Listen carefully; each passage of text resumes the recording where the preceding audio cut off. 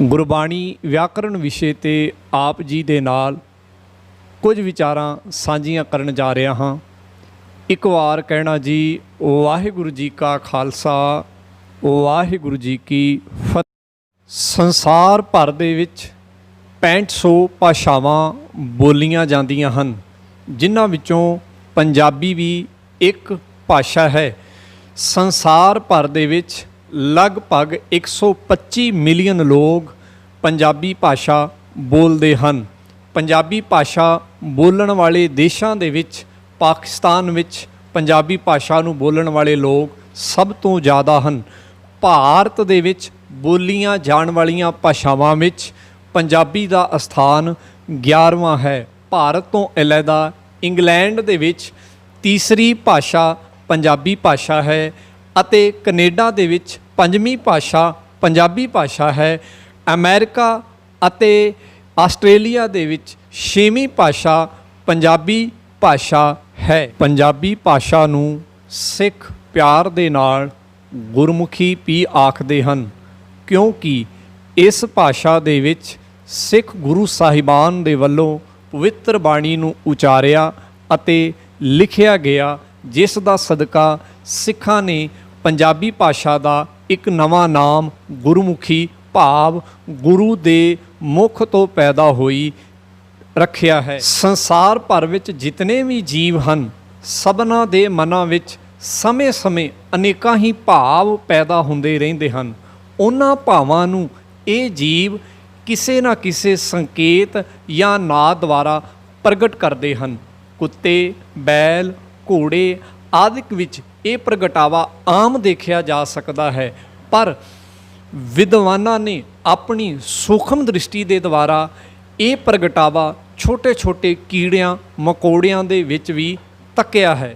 ਮਨੁੱਖ ਦੇ ਸਰੀਰ ਦੀ ਬਣਤਰ ਇਹਨਾਂ ਪਸ਼ੂਆਂ ਅਤੇ ਪੰਛੀਆਂ ਦੇ ਨਾਲੋਂ ਸ੍ਰੇਸ਼ਟ ਹੈ, ਪਰ ਆਪਣੇ ਅੰਦਰੂਨੀ ਭਾਵ ਨੂੰ ਪ੍ਰਗਟ ਕਰਨ ਦਾ ਮੁੱਢਲਾ ਤਰੀਕਾ ਇਹਨਾਂ ਪਸ਼ੂਆਂ ਅਤੇ ਪੰਛੀਆਂ ਹੀ ਵਾਲਾ ਹੈ। ਮਨੁੱਖੀ ਮਨ ਦੇ ਅੰਦਰ ਪੈਦਾ ਹੋਏ ਸਧਾਰਨ ਜਜ਼ਬੇ ਦੀ ਗਤੀ ਜੇਕਰ ਤੇਜ਼ ਹੋ ਜਾਏ ਤਾਂ ਉਸ ਦਾ ਪ੍ਰਭਾਵ ਇਸ ਦੇ ਹਿਰਦੇ ਦੀ ਗਤੀ ਅਤੇ ਅੰਗਾਂ ਦੇ ਉੱਪਰ ਵੀ ਪੈਂਦਾ ਹੈ। ਕਈ ਵਾਰ ਇਸ ਦੇ ਹੱਥ ਪੈਰ ਕੰਬਣ ਲੱਗ ਜਾਂਦੇ ਹਨ।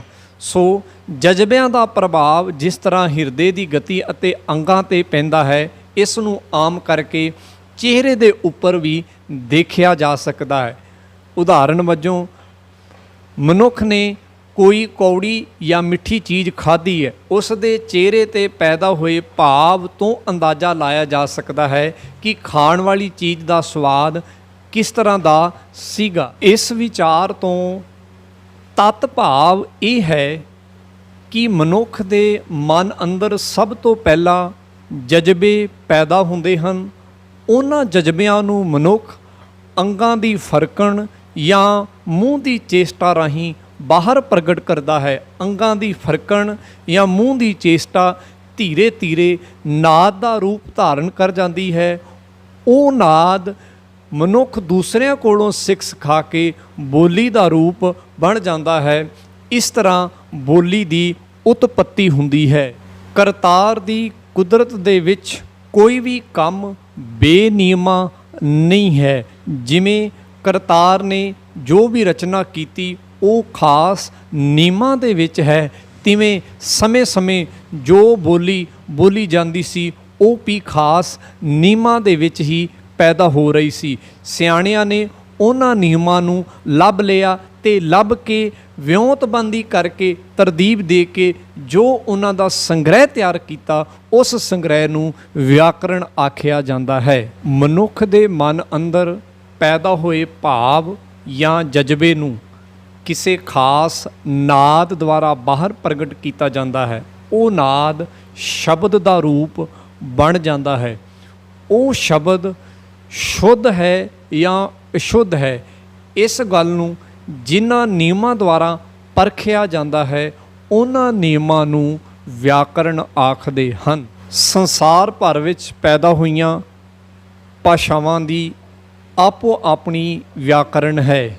ਇਵੇਂ ਪੰਜਾਬੀ ਭਾਸ਼ਾ ਦੀ ਵੀ ਆਪਣੀ ਵਿਆਕਰਣ ਹੈ। ਪੰਜਾਬੀ ਭਾਸ਼ਾ ਦੇ ਵਿੱਚ ਗੁਰਬਾਣੀ ਲਿਖੀ ਗਈ ਹੈ। ਗੁਰਬਾਣੀ ਨੂੰ ਗੁਰੂ ਸਾਹਿਬ ਜੀ ਨੇ ਕਾਵ ਰੂਪ ਦੇ ਵਿੱਚ ਲਿਖਿਆ ਹੈ। ਗੁਰਬਾਣੀ ਦੀ ਆਪਣੀ ਇੱਕ ਵਿਆਕਰਣ ਹੈ।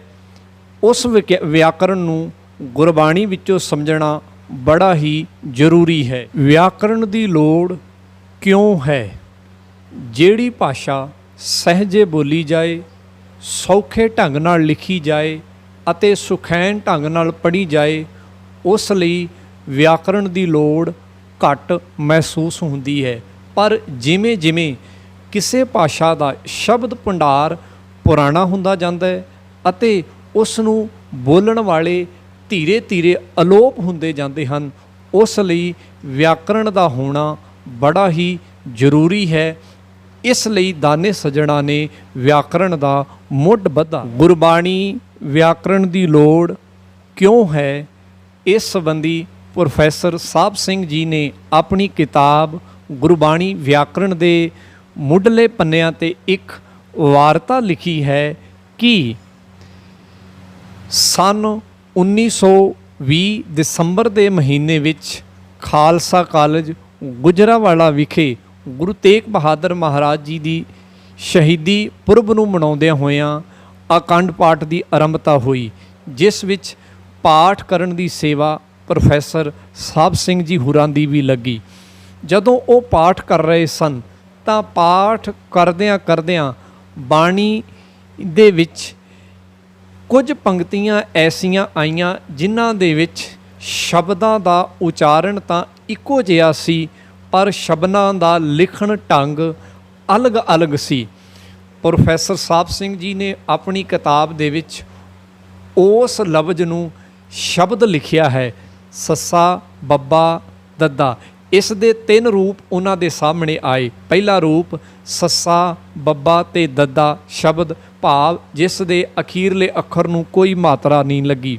ਇਸ ਦਾ ਦੂਸਰਾ ਰੂਪ ਸੱਸਾ ਬੱਬਾ ਦੱਦਾ ਤੇ ਦੱਦੇ ਨੂੰ ਸਿਆਰੀ ਵਾਲਾ ਆਇਆ। ਇਸ ਦਾ ਤੀਸਰਾ ਰੂਪ ਸੱਸਾ ਬੱਬਾ ਦੱਦਾ ਔਂਕੜ ਸਹਿਤ, ਦੱਦਾ ਔਂਕੜ ਸਹਿਤ ਆਇਆ। ਜਦੋਂ ਇਹ 3 ਰੂਪ ਇੱਕੋ ਹੀ ਪੰਨੇ ਦੇ ਵਿੱਚ ਉਹਨਾਂ ਦੇ ਸਾਹਮਣੇ ਆਏ ਤਾਂ ਉਹਨਾਂ ਦੇ ਮਨ ਵਿੱਚ ਸਵਾਲ ਪੈਦਾ ਹੋਇਆ ਕਿ ਐਸਾ ਕਿਉਂ। ਫਿਰ ਉਹਨਾਂ ਦਾ ਧਿਆਨ ਗੁਰਬਾਣੀ ਦੇ ਵਿੱਚ ਮੌਜੂਦ ਐਸੇ ਬੇਅੰਤ ਹੀ ਉਹਨਾਂ ਲਫ਼ਜ਼ਾਂ ਵੱਲ ਗਿਆ ਜਿਨ੍ਹਾਂ ਦੇ ਅਖੀਰਲੇ ਅੱਖਰਾਂ ਨੂੰ ਕਿਤੇ ਔਂਕੜ ਲੱਗਾ, ਕਿਤੇ ਸਿਹਾਰੀ ਲੱਗੀ ਹੈ, ਕਿਤੇ ਨਹੀਂ ਲੱਗੀ ਹੈ।